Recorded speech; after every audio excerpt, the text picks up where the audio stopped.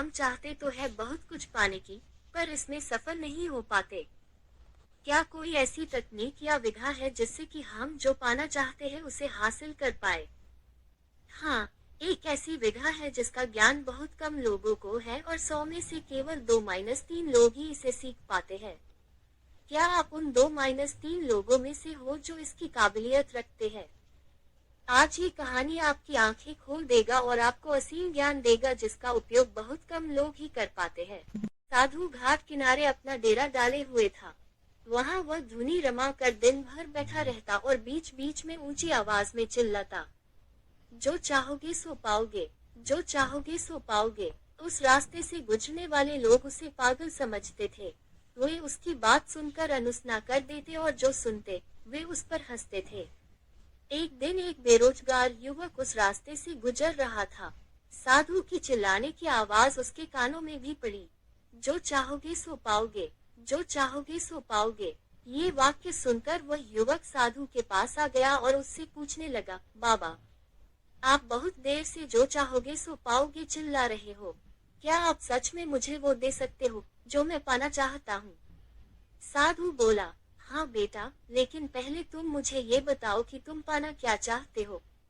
बाबा, मैं चाहता हूँ कि एक दिन मैं हीरों का बहुत बड़ा व्यापारी बनूं। क्या आप मेरी ये इच्छा पूरी कर सकते हैं? युवक बोला, बिल्कुल बेटा, मैं तुम्हें एक हीरा और एक मोती देता हूँ, उससे तुम जितने चाहे हीरे मोती बना लेना। साधु बोला। साधु की बात सुनकर युवक की आंखों में आशा की ज्योति चमक उठी।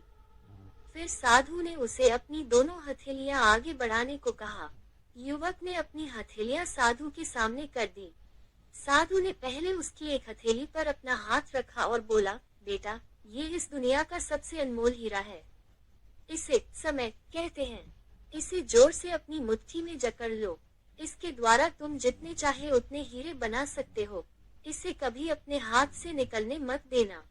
फिर साधु ने अपना दूसरा हाथ युवक की दूसरी हथेली पर रखकर कहा, बेटा, ये दुनिया का सबसे कीमती मोती है। इसे धैर्य कहते हैं।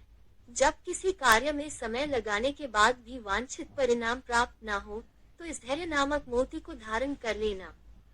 यदि यह मोती तुम्हारे पास है, तो तुम दुनिया में जो चाहो वो हासिल कर सकते हो।